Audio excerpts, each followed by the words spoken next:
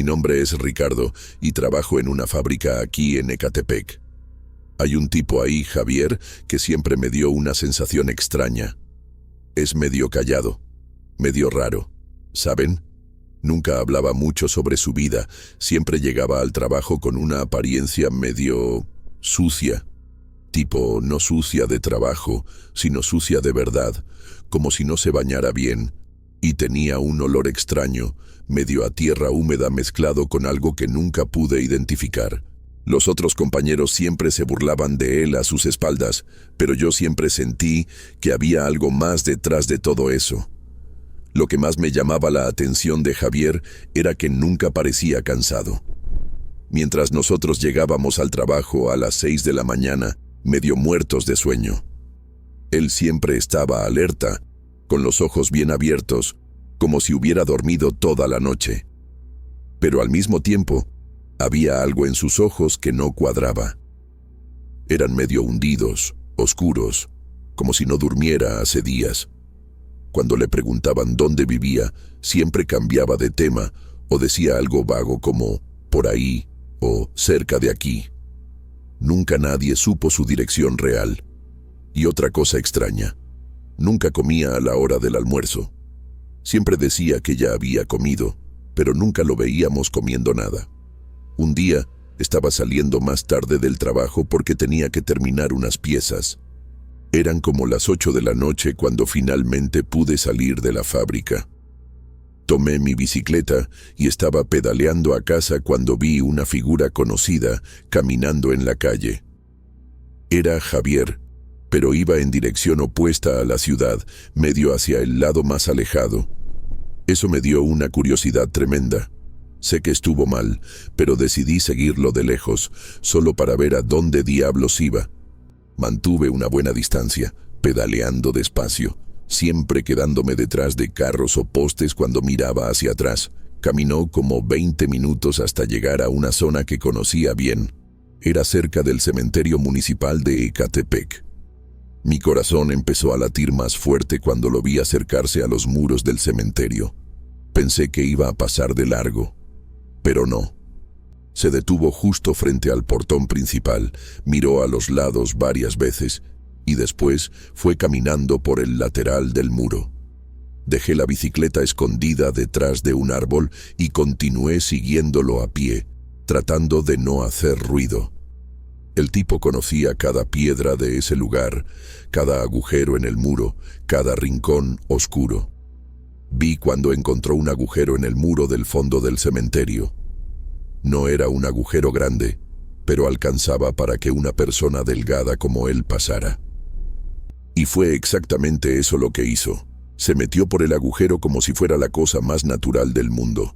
Me quedé ahí parado, sin saber qué hacer. Mi cabeza estaba a 1000, tratando de entender qué estaba pasando. ¿Sería ladrón? ¿Robaría cosas de las tumbas? ¿Pero qué tipo de cosas robaría alguien de un cementerio? Me quedé como 10 minutos ahí, debatiendo conmigo mismo si debía irme o tratar de ver qué estaba haciendo ahí adentro.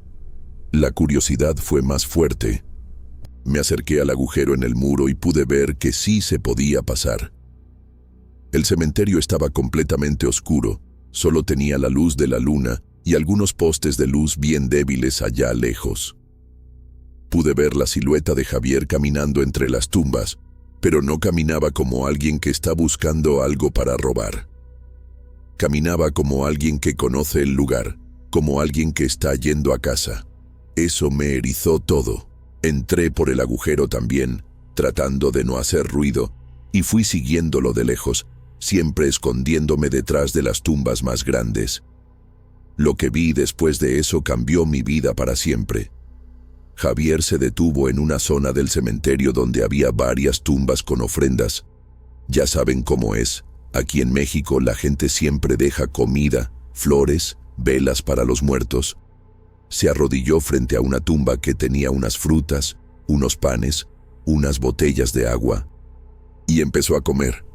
No era un bocadillo rápido, no. Estaba comiendo como si fuera su comida, como si eso fuera normal. Tomaba una banana, la pelaba y la comía despacio. Abría una botella de agua y bebía. Tomaba un pedazo de pan y lo masticaba tranquilamente. Estaba escondido detrás de una tumba grande, a unos 15 metros de distancia de él, tratando de no hacer ningún ruido.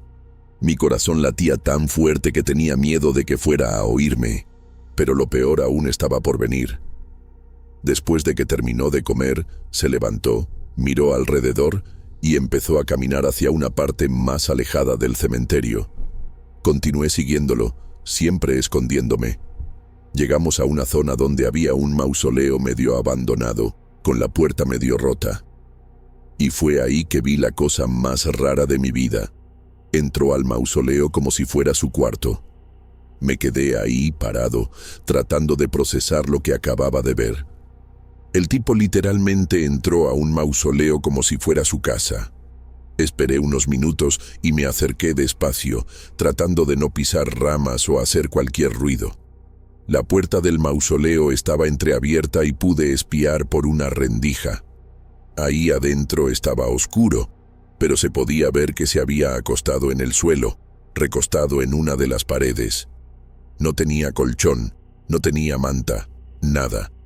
Simplemente se acostó en el suelo frío de piedra y cerró los ojos, como si eso fuera la cosa más normal del mundo. Mi mente no podía procesar esa escena. Me quedé ahí unos 15 minutos, solo observando, tratando de entender si realmente iba a dormir ahí o si era algún tipo de ritual extraño. Pero no, el tipo estaba durmiendo de verdad. Respiración tranquila, cuerpo relajado, como si estuviera en la cama más cómoda del mundo. Empecé a sentir un frío en el estómago que no era solo del viento helado de la noche. Era miedo de verdad. Miedo de estar viendo algo que no debía. Miedo de lo que eso significaba. Miedo de ser descubierto ahí. Decidí irme antes de que despertara o antes de que hiciera alguna tontería. Salí del cementerio por el mismo agujero, tomé mi bicicleta y pedaleé a casa como si el diablo me estuviera persiguiendo. Llegué a casa y no pude dormir en toda la noche. Me quedé pensando en lo que había visto, tratando de encontrar una explicación lógica. Tal vez era indigente y solo había encontrado un lugar para dormir. Tal vez tenía problemas mentales. Tal vez era algún tipo de ritual religioso que no conocía.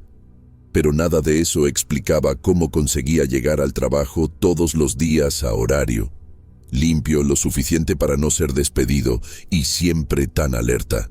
Y principalmente, no explicaba cómo sabía exactamente dónde encontrar comida en el cementerio, como si conociera la rutina de las personas que dejaban ofrendas. Al día siguiente en el trabajo, no pude mirar a Javier de la misma forma. Cada vez que pasaba cerca de mí, sentía escalofríos. Me quedé fijándome en detalles que nunca había notado antes. Las uñas siempre tenían una suciedad oscura debajo, como tierra. Su ropa, por más que pareciera limpia, siempre tenía un olor medio extraño, medio húmedo. Y los ojos, cara.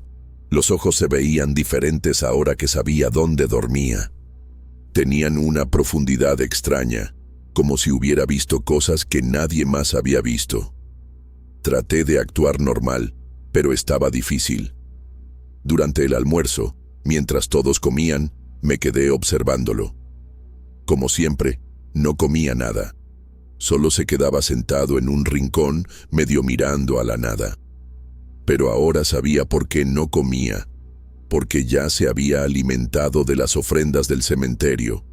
La idea me daba asco y miedo al mismo tiempo. ¿Qué tipo de persona hace eso? ¿Qué tipo de persona puede comer comida que fue dejada para los muertos y aún así poder dormir tranquilo en un mausoleo? Empecé a preguntarme si realmente era una persona normal o si tenía algo malo. Pasó una semana y no podía sacarme eso de la cabeza. Todas las noches pensaba en él ahí en el cementerio, comiendo las ofrendas, durmiendo en el suelo frío del mausoleo. Empecé a tener pesadillas con esa escena. Soñaba que estaba atrapado en el cementerio con él, que me veía y empezaba a perseguirme entre las tumbas. Despertaba sudando frío, con el corazón disparado. Mi esposa empezó a preguntarme qué me estaba pasando, por qué estaba tan extraño, pero ¿cómo iba a explicar algo así? ¿Cómo iba a contar que descubrí que mi compañero de trabajo vive en un cementerio? La curiosidad me estaba matando. Necesitaba entender mejor esa situación. ¿Hacía eso todos los días? ¿Había más gente que sabía? ¿Tenía algún problema mental serio? Decidí que iba a volver ahí para observarlo otra vez, pero esta vez iba a ser más cuidadoso. Esperé que llegara el fin de semana, cuando tendría más tiempo y menos chance de ser descubierto. El sábado por la noche, tomé una linterna pequeña, me puse ropa oscura y fui al cementerio. Esta vez, sabía exactamente dónde encontrarlo. Llegué ahí como a las 9 de la noche y me posicioné en un lugar donde podía ver el área de las ofrendas. No tardó mucho en aparecer. Misma rutina. Entró por el agujero en el muro, caminó directo a las tumbas con ofrendas y empezó a comer. Pero esta vez pude ver mejor los detalles. No comía cualquier cosa.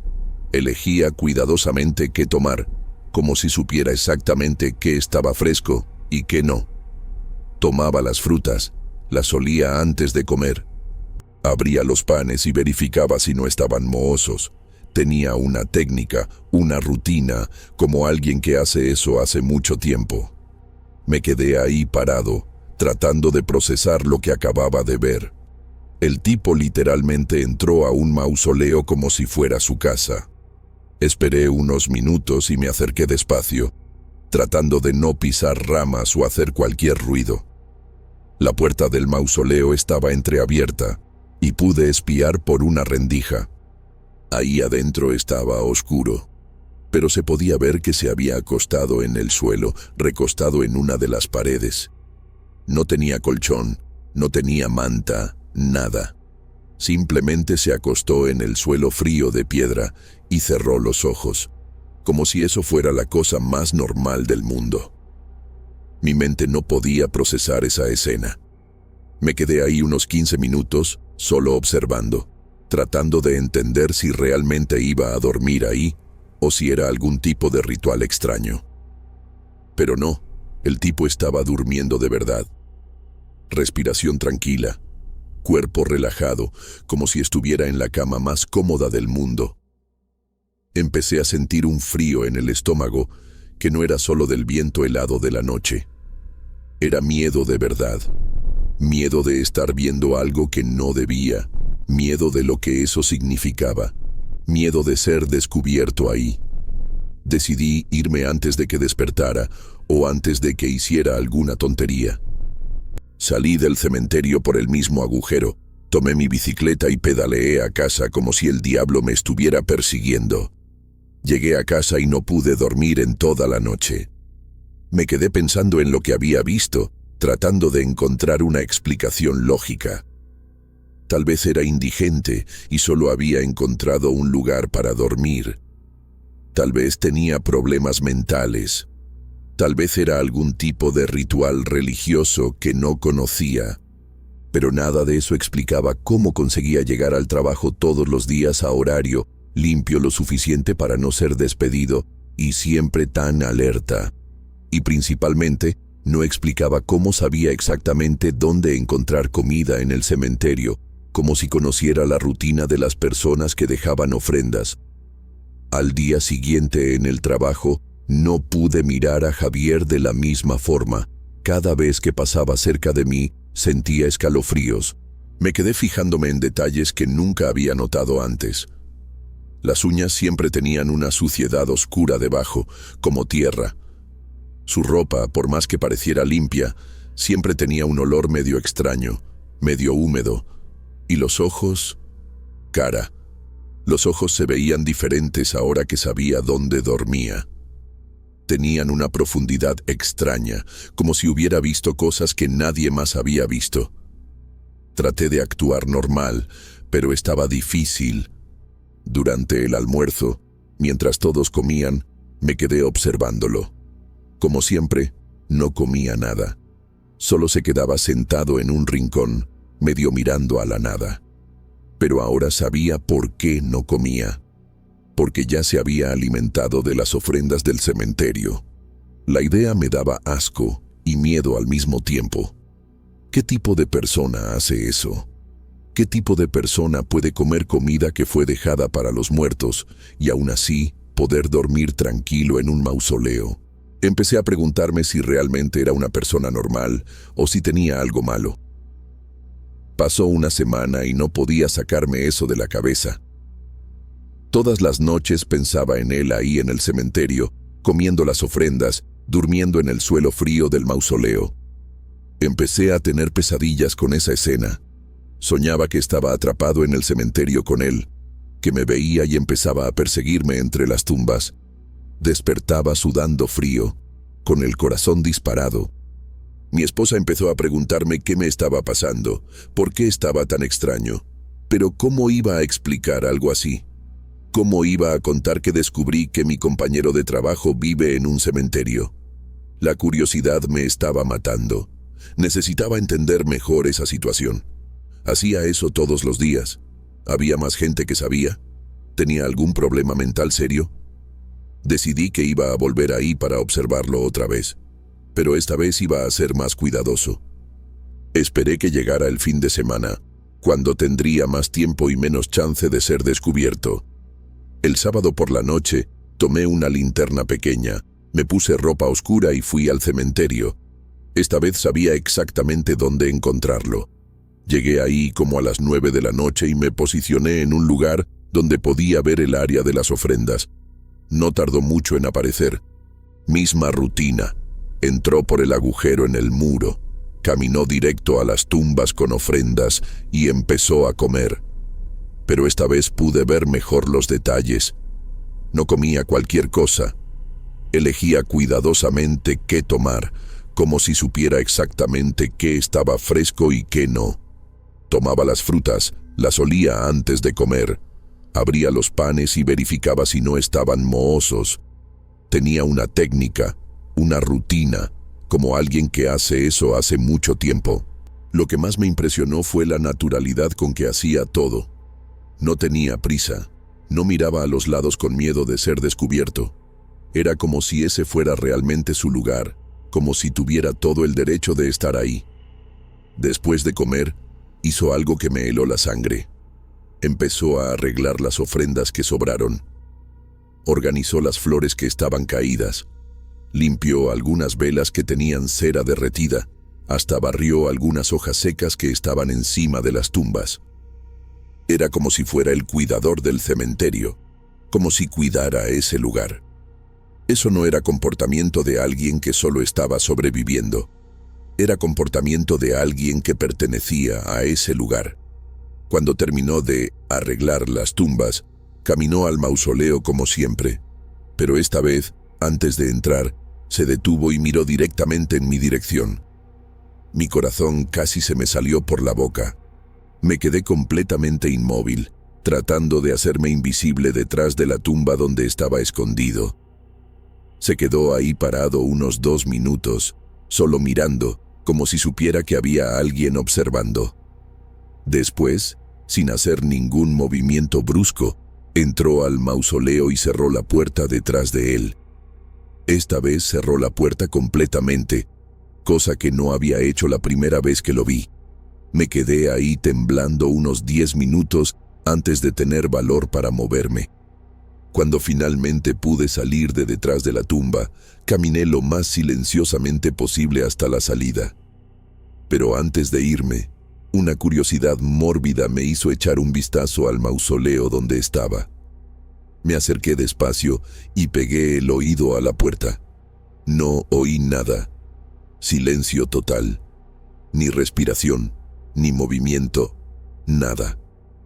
Era como si no hubiera nadie ahí adentro. Eso me erizó más aún que todo lo que había visto hasta entonces. ¿Cómo alguien logra estar tan callado, tan inmóvil? El lunes siguiente, llegué al trabajo decidido a confrontar a Javier de alguna forma. No sabía bien cómo lo iba a hacer, pero necesitaba entender qué estaba pasando. Llegué más temprano que lo normal y me quedé esperando que llegara. Cuando apareció, a las 6 en punto como siempre, Yo estaba observando cada detalle. Tenía la misma ropa de siempre, pero había algo diferente. Parecía más alerta, como si supiera que yo sabía algo. Nuestros ojos se cruzaron cuando pasó por mi lado, y juro que vi una sonrisa muy sutil en la comisura de su boca.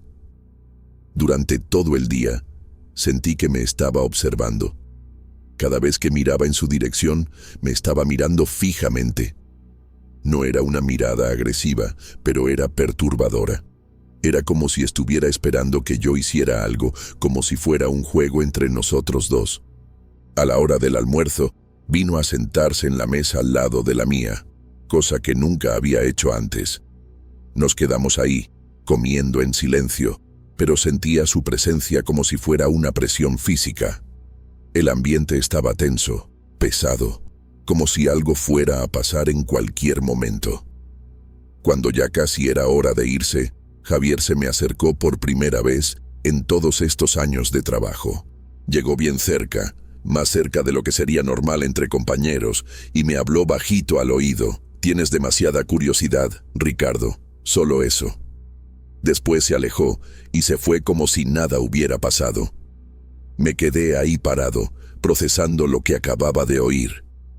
Él sabía que lo había visto en el cementerio, y lo peor, sabía mi nombre, cosa de la que nunca había estado seguro si sabía antes. Se me heló la sangre. Esa noche no pude dormir pensando en lo que había dicho, y principalmente en el tono que había usado. No fue una amenaza directa, pero había algo en sus palabras que me dejó con mucho miedo.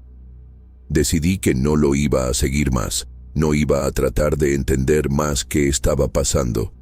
Algunas cosas es mejor dejarlas quietas. Pero el destino tenía otros planes para mí. El martes, Javier no apareció en el trabajo. Ni el miércoles ni el jueves. El supervisor dijo que había renunciado por teléfono, que no iba a volver más. Pensé que finalmente iba a poder olvidar toda esta historia, pero no pude. La curiosidad era más fuerte que el miedo. El sábado, volví al cementerio una última vez, solo para ver si todavía estaba ahí. Entré por el mismo agujero en el muro y fui directo al mausoleo donde dormía. La puerta estaba abierta. Ahí adentro no había nada, ninguna señal de que alguien hubiera usado ese lugar. Pero cuando salí del mausoleo, vi algo que me hizo cuestionar todo lo que pensaba que sabía. En las tumbas alrededor, todas las ofrendas estaban organizadas perfectamente. Flores alineadas, velas limpias, frutas arregladas como si alguien las hubiera cuidado con mucho cariño. Salí del cementerio ese día y nunca más volví. Tampoco volví a ver a Javier.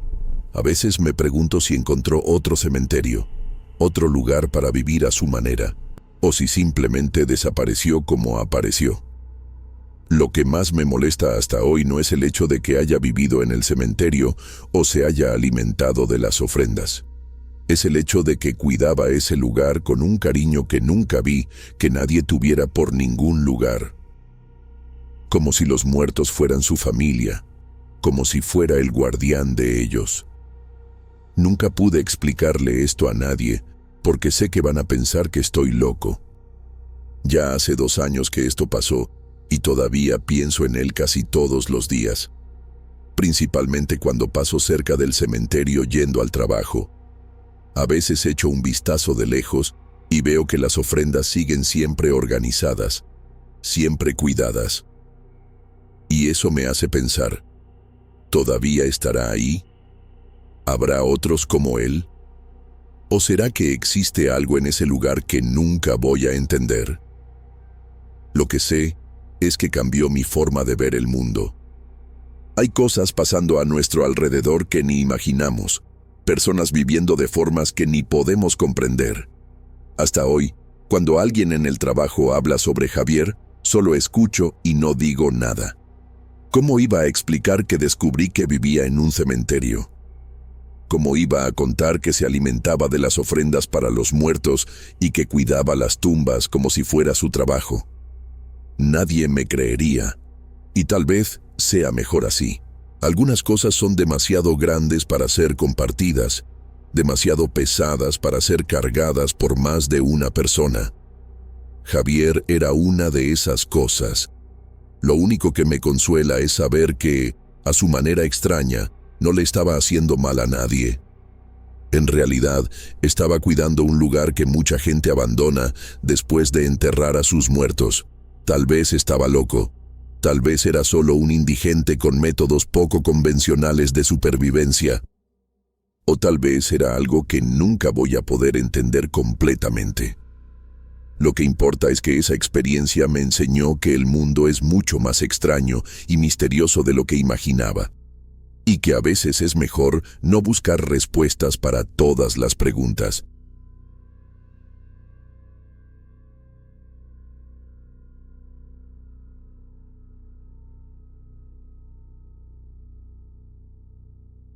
Esa misma noche, cuando volví al trabajo, la situación en el motel empeoró. La mujer, que ahora sospechaba que se llamaba Carmela, no apareció solo en la cocina. Apareció en la recepción también. Estaba organizando unos papeles cuando sentí esa sensación de estar siendo observada.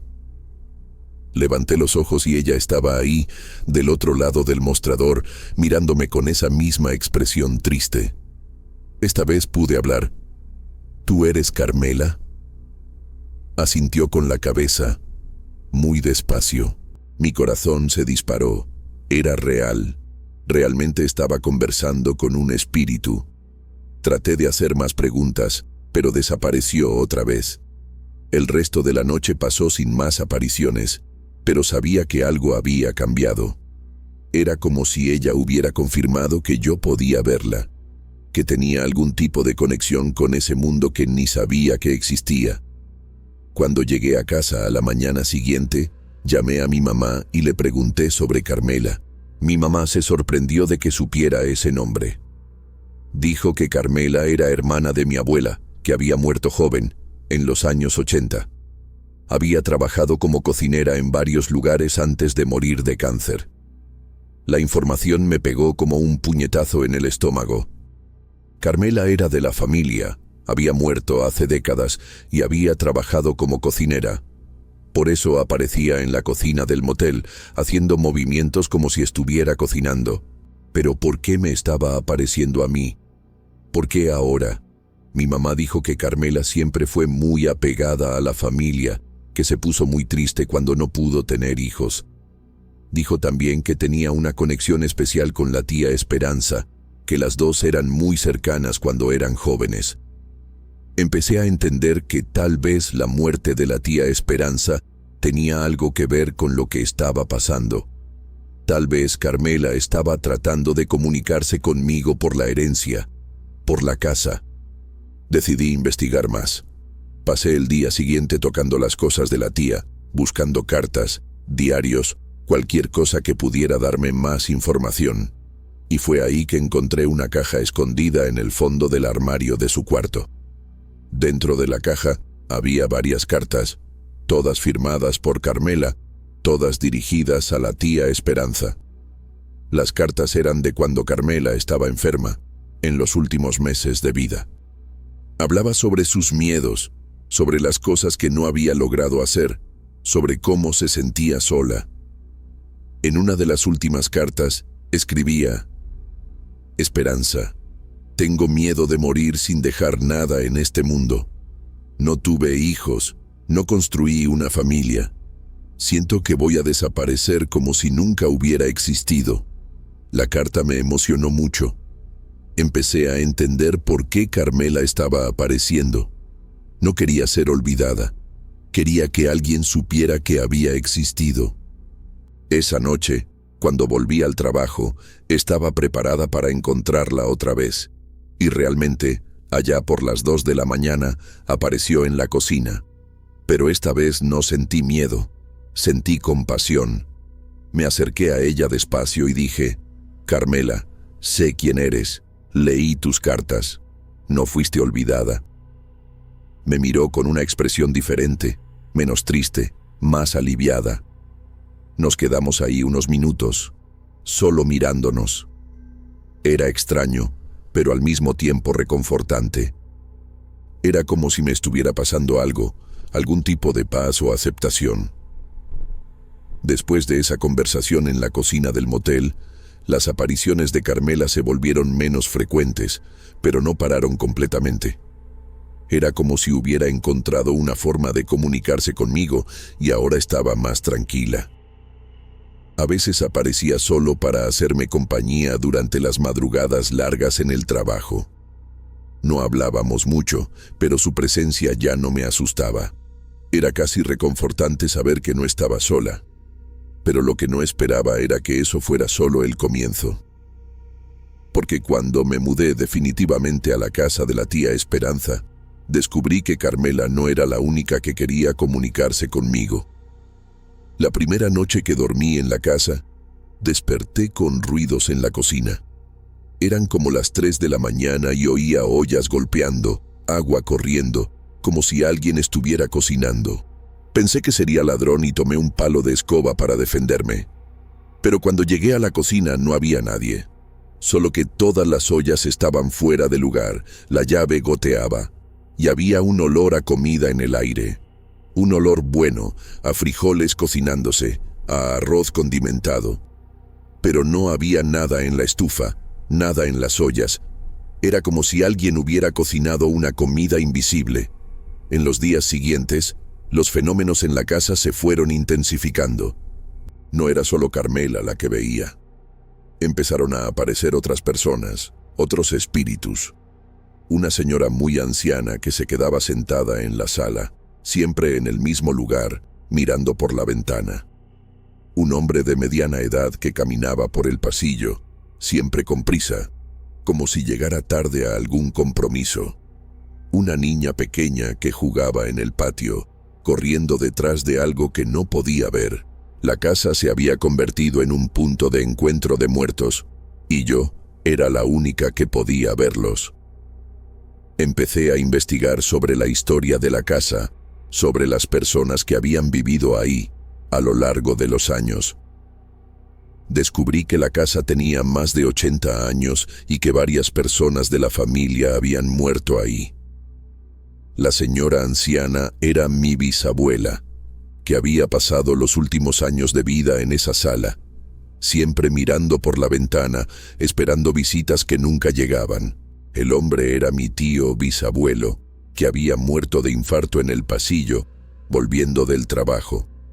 La niña era una prima lejana que había muerto de neumonía cuando tenía solo 6 años. Todos tenían alguna conexión con esa casa, todos habían dejado una parte de sí ahí. Lo más extraño era que parecían saber que yo podía verlos. No trataban de comunicarse directamente como Carmela hacía, pero me observaban, me seguían por la casa, como si tuvieran curiosidad sobre mí. A veces despertaba de madrugada y los veía a todos en la sala, como si estuvieran teniendo una reunión familiar. Conversaban entre sí, pero no podía oír lo que decían. Era como ver una película muda, viendo los gestos, las expresiones, pero sin entender el diálogo. Confieso que al principio todo esto me dejaba muy asustada. No podía dormir bien, no podía relajarme en mi propia casa. Pero con el tiempo fui dándome cuenta de que no me querían hacer mal. Solo querían ser vistos, ser recordados, seguir siendo parte de la familia aunque hubieran muerto. Era como si la casa fuera un portal entre el mundo de los vivos y de los muertos, y yo había heredado no solo la propiedad, sino también la responsabilidad de ser el puente entre esos dos mundos. Empecé a conversar con ellos, aunque no respondieran.